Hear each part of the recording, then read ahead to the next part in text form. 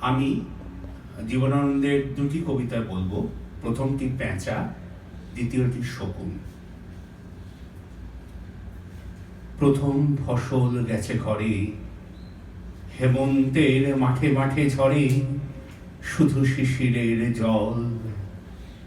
অঘ্রাণের নদীটির শ্বাসে হিম হয়ে আসে বাঁশ পাতা, মরা ঘাস, আকাশের তারা। বরফের মতো চাঁদ ঢালিছে ফোয়ারা।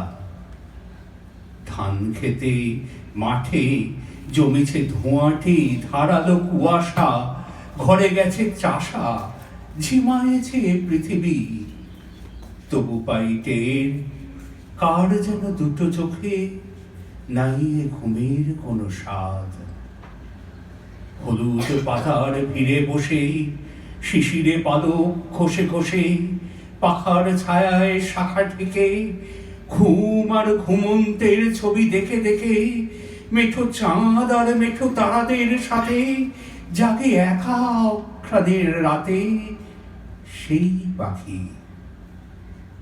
আজ মনে পড়ে সেদিনও এমনই গেছে ঘরে প্রথম ফসল। মাঠে মাঠে ঝরে এই শিশিরের সুখ। কার্তিক কি অঘ্রাণের রাত্রির দুপুর। হলুদ পাতার ভিড়ে বসে শিশিরে পালক ঘষে ঘষে পাখার ছায়ায় শাখা ঢেকে ঘুম আর ঘুমন্তের ছবি দেখে দেখে মেঠো চাঁদ আর মেঠো তারাদের সাথে জেগেছিল অঘ্রাণের রাতে এই পাখি।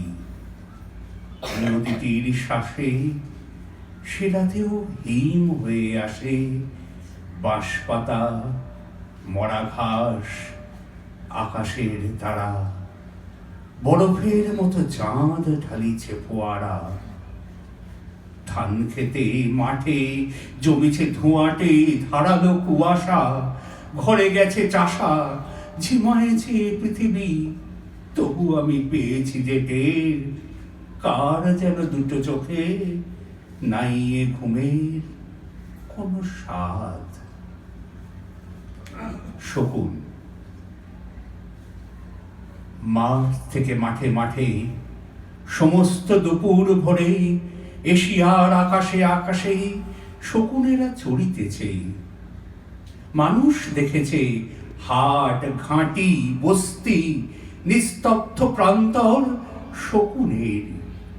যেখানে মাঠের দৃঢ় নীরবতা দাঁড়ায়েছে আকাশের পাশে। আরে আকাশ যেন সেইখানে শকুনেরা একবার নামে পরস্পর কঠিন মেঘের থেকে। যেন দূর আলো ছেড়ে ধূম্র ক্লান্ত দ্বিখস্তিগণ পড়ে গেছে পৃথিবীতে। এশিয়ার ক্ষেত মাঠ প্রান্তরের পর এইসব তক্ত পাখি কয়েক মুহূর্ত শুধু। আবার করেছে আরোহণ আধার বিশাল ডানা পাম গাছে। পাহাড়ের শিঙে শিঙে সমুদ্রের পাড়ে একবার পৃথিবীর শোভা দেখে। বোম্বাইয়ের সাগরের জাহাজ কখন বন্দরের অন্ধকারে ভিড় করে দেখে তাই।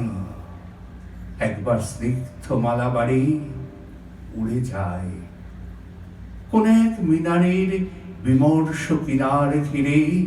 অনেক শকুন পৃথিবীর পাখিদের ভুলে গিয়ে চলে যায় যেন কোন মৃত্যুর পারে, যেন কোন বৈতরণী, অথবা এ জীবনের বিচ্ছেদের বিষণ্ণ লেগুন। কেঁদে ওঠে, চেয়ে দেখে এখন গভীর দিলে মিশে গেছে সেই সব হুন।